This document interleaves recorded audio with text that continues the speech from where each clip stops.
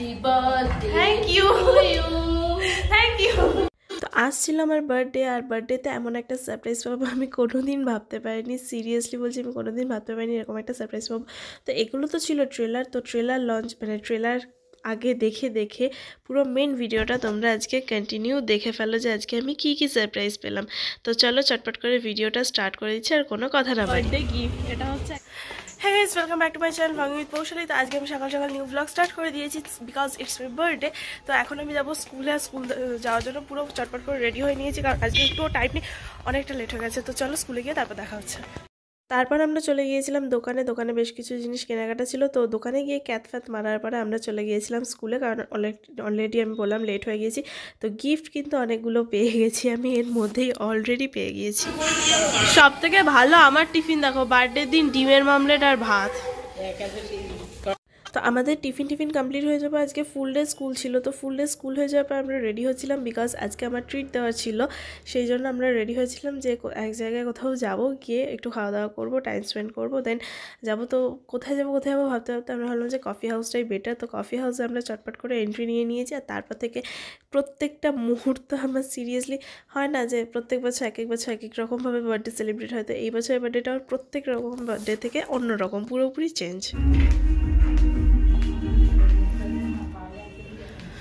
So আমরা চলে এসেছি কফি হাউসে, আর এখন খাবো কফি, গরম কফি। তো আজকে ট্রিট অবভিয়াসলি আমার তরফ থেকে যাচ্ছে। সো ওরা আজটা তুলতে, আর আমরা এখানে অর্ডার দিয়ে দিয়েছি, মাসিকে বসে রেখেছি, আমাদের ব্যাগপত্র সব হয়েছে, ফুটি খুলে দিয়ে আমরা এখন চলে যাচ্ছি ফটো তুলতে। Happy birthday. Thank you, thank you. আরে এটাকে দেখো। Happy birthday to you. তো আমাদের ফটো তোলার পর তারপর আমরা আবার চলে গিয়েছিলাম, কারণ আমাদের অর্ডার অলরেডি দেওয়া ছিল, আর এখানে আমাদের ক্যাপাচিনোর মেক হচ্ছিল, আর এখানে আমরা বেশ কয়েকজন ফটো তোলার ছিল। তো ফটো তুলছিলাম। এই করতে আমাদের অর্ডার কিন্তু অলরেডি চলে এসেছিলো। আর যেহেতু আমরা দুপুরবেলা অলরেডি লাঞ্চ করেছিলাম স্কুলে, তো ওরা বললো যে মানে হেভি আইটেম কিছু খাবে না, যে স্ন্যাক্স আর কফি এরকম খাবে। তো নট আউট মানে প্রত্যেকটা ফুড কিন্তু খুব টেস্টি ছিল। আর ফার্স্ট টাইম ট্রাই করছি, তো অনেকদিন ধরে ইচ্ছা ছিল যে কফি হাউসে যাবো, বাট কোনো না কোনো একটা কারণে যাওয়া হচ্ছিল না। তো যাই হোক, অলরেডি যাওয়া হয়ে গেল, আর একই দিনে দুবার চলে গিয়েছিলাম। তো যাই হোক, আমাদের টিফিন করে স্ন্যাক্স বগেরা কিছু খেয়ে আমরা বেরিয়ে পড়েছিলাম যে যার উদ্দেশ্যে। আবার আমাদের দেখা হবে সামনের বছরে, বিকজ স্কুল ছুটি পড়ে গেছে। তো তারপর আমরা দেখে মানে কফিটাকে আমি কিভাবে মানে নষ্ট করছিলাম, যে ওই একটা দিল হার্ট করে দিয়েছে, আর আমি ভাবছিলাম যে আমি হার্টটাকে পুরো ঘেটে করে দেবো। তো ভালো কথা, ওই রকম করে বেশ মজা করতে আমাদের। সো ফাইনালি আমাদের খাওয়া দাওয়া কমপ্লিট হয়ে গেছে, আর এখন আমরা বিল দিয়ে চলে যাবো সোজা বাড়িতে। তোমরা বাড়িতে? আরে বাবা, টাটা। এই ভদ্রমহিলা চুপচাপ করে দেখে যায়। সব কমপ্লিট। এই ইয়ে করার পরে কি মানে প্লেটগুলো কেমন সুন্দর দেখতে লাগে না? খাওয়ার পরে প্লেটগুলো কেমন সুন্দর লাগলো না দেখতে। তারপর ওখান থেকে বেরিয়ে এসে আমি চলে এসেছিলাম বিরিয়ানি কিনতে। তারপর মেয়মোড়ে ঢুকেছিলাম কেক কিনতে, কারণ আজকে আমার স্টুডেন্টদের ট্রিট দেওয়া ছিল, সেই জন্য গিয়েছিলাম। এইসব কিছু করে তারপর কিছু জিনিস দেওয়ার ছিল, ফ্যাক্টরি অলরেডি নিয়ে নিয়েছে, আর এখান থেকে যাবো স্টুডেন্টদের বাড়িতে, কারণ আজকে ওদেরকে ট্রিট দেওয়ার আছে, সেখানেই যাবো। তো চলো, আমি চলে এসেছি এখন। আর বাড়িতে এসে আমার মা দেখো আমার গিফটগুলো দেখতে অধীর আগ্রহে বসে পড়েছে, বাট ছড়ানো ছিটানো রয়েছে। জয়শ্রী ফোন করেছিল যে ও বেরোবে, তা ও ফোন করলে তারপর আমরা বেরোবো। আমি ফুলগুলো একটুখানি গুটিয়ে নিয়েছি, কারণ এতখানি হেঁটে এসেছি, আমার প্রচণ্ড গরম লাগছে। তো দেখা হচ্ছে আবার একটু বাদে। তো আমি এখন হয়ে গিয়েছি রেডি, কারণ জয় আসছে অলরেডি। আর ব্যাগগুলোকে রেখে দিয়ে আসে ধরো। তো চলো, এখন আমি যাবো ঘুরতে, আর আসবো রাত্রিবেলা। সো এখন আমি রেডি হয়ে বেরিয়ে পড়েছি, কারণ জয়শ্রী অলরেডি কল করলো যে ও বেরিয়ে গেছে। আর এখন আমরা যাবো একটু ঘুরতে, দুজনে একটু ঘুরবো ফিরবো, টাইম স্পেন্ড করবো, দেন পুরো কালো অন্ধকার আমি এসে গেছি, বাট জয় এখনো আসতে পারে। সো এখন তো জয় চলে এসেছে, আর আমরা যাচ্ছি একটা ইম্পর্টেন্ট কাজে, যেটা হচ্ছে আমার খুব ইম্পর্টেন্ট একটা কাজ। অনেকক্ষণ ওয়েট করার পরে এসেছে, অনেকক্ষণ। তো দেখা যাক আমার কাজটা আমি পাই কিনা আগে। বার্থডে গিফট, এটা হচ্ছে একজন আমাকে একটা টাকা দিয়েছিল অ্যামাউন্ট। তো সেই টাকাটা দিয়ে কি করবো, সেই টাকাটা দিয়ে আমি এটাই কিনে নিলাম। আবার একটা কাজেরও জিনিস হয়ে গেল। নেক্সট আমাদের যে প্ল্যানিংটা হচ্ছে সেই প্ল্যানিং আমাদের কাজে লাগবে। সেটাই। তো এখন আমরা আবার যাচ্ছি কফি হাউসের দিকে। এবার যাচ্ছি আমি আর জয় দুজনে। মাল মেটেরিয়াল সব ওর হাতে রয়েছে। জয় ঘুরে একটা হাই করে দাও। তো চলো আবার যাই কফি হাউসে, দেখি ঘুরে নিজের মতো করে সেটাকে মানিয়ে নিবি। তো আমরা এখন চলে এসেছি, কোথায় জানি এসেছি আমি ভুলেও গেছি, কফি হাউসে। বাট দুপুরবেলা গিয়েছিলাম ফার্স্ট ফ্লোরে, যেটা রেস্টুরেন্ট ছিল। আর এখন আমরা সন্ধ্যাবেলা বসেছি রুফটপ ক্যাফেতে।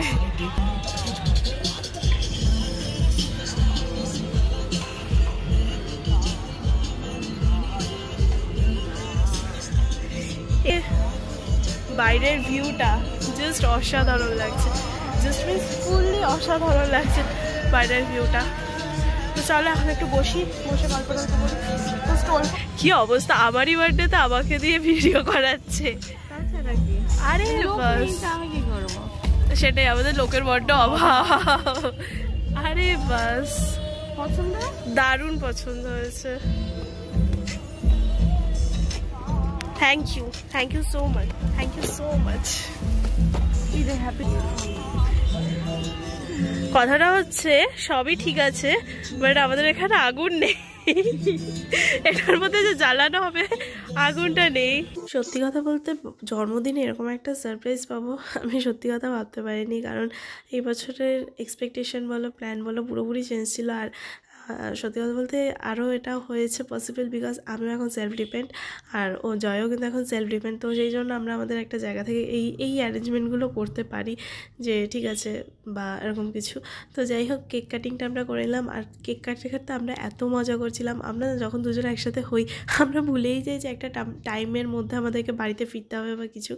তো সত্যি কথা বলতে প্রত্যেক বছর জন্মদিনই আমার খুব খুব খুব ভালো কাটে। আমি যে বছর কল্যাণীতে ছিলাম সেই বছরও আমার জন্মদিন খুব সুন্দর কেটেছে, খুব অন্য রকমভাবে কেটেছে। বা এই বছরও যে আমি এখানে রয়েছি, এখানকার মানে আমার আশাটা ছিল না যে এতটা বেস্টভাবে কাটবে বার্থডেটা, কিন্তু সত্যি কথা বলতে যতটা এক্সপেকটেশন রেখেছিলাম তার থেকে অনেকটা বেটারভাবে বার্থডেটা আমার সেলিব্রেট হয়েছে। তো হ্যাঁ, আমি এই কেক ফেক কাটার কোনো রকম প্ল্যান প্রোগ্রাম করিনি, বাট জয় সেটা করে রেখেছে। জানি না, ওর মুখ থেকেই তোমরা শুনতে পাবে যে ও কী কী প্ল্যান করেছিল আর কিসের জন্য সেটা ভেস্তে গেছে। আমরা দুজনেই মানে একই গোত্রেই পড়ে যাই প্রায়। আর আমরা যখন বসি এত হাসাহাসি করি তারপরে এসেছিলো গিফটের বেলা। গিফট দেখে তো আই অ্যাম তো ফুলি অবাক।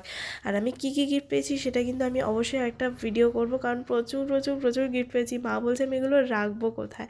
আর প্রত্যেকটা গিফটই কিন্তু খুব কাজের গিফট পেয়েছি। আর এই যে এই রিসেন্ট যে মানে গিফটটা, এটা হচ্ছে আমার মানে এই বছরের বার্থডে সব থেকে মোস্ট এক্সপেন্সিভ গিফট। তো সেই জন্য বললাম যে মানে আমার বললাম না এই বছরের বার্থডেটা সব দিক থেকে স্পেশাল আর সব দিক থেকে আলাদা রকম। जो खाने का मन कर रहा है वही ऑर्डर दो। একদম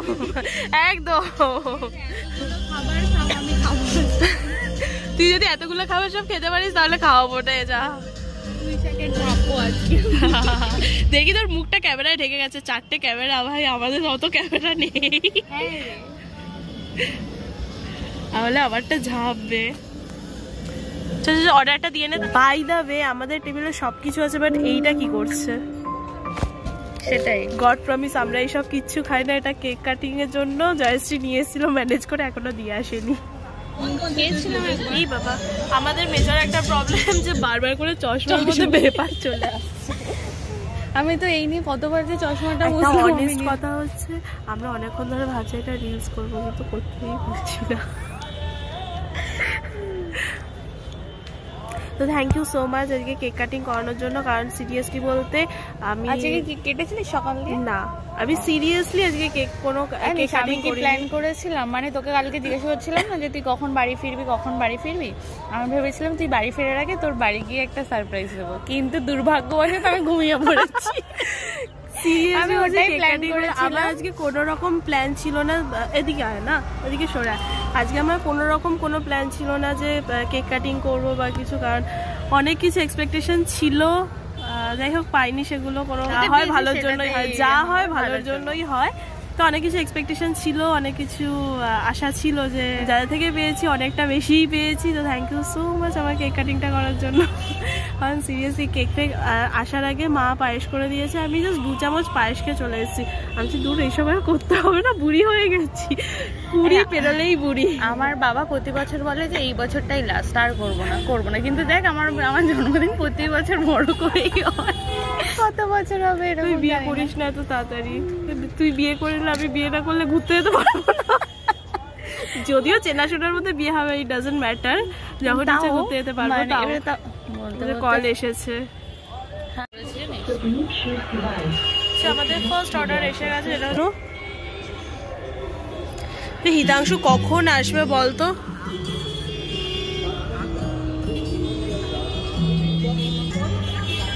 অর্ডারটা আমরা স্টার্ট করতে থাকি, হিতাংশু আসার কথা আছে, বাট কখন আসবে জানি না।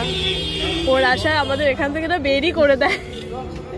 প্রেমে যে বন্যা জানি অনন্ত আশার হাত বাড়ানো, কখনো এখান থেকে তোমায় জানতে। তো তারপর আমরা বসে পড়েছিলাম ডিনার করতে। ডিনার মিন্স আমরা মানে আমি ওকে বলছিলাম যে কী খাবে বলো, তো বললো আমার ঝেপে ঝেপে খাবে, যাই হোক সেটা মানে অন্যরকম কথা।